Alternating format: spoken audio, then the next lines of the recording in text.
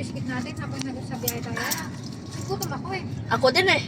Gusto ko talaga kanin. Ayaw ko kumaan. Sabi ko nga kanina, sa amin namin dalawa kanina, dapat rice na lang yun. Oo nga eh. Di ba? Kano bariya mo tayo? 45 sa akin. Oo.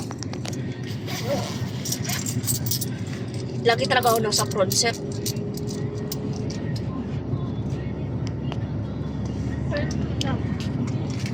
Anong kinuha mo, Day?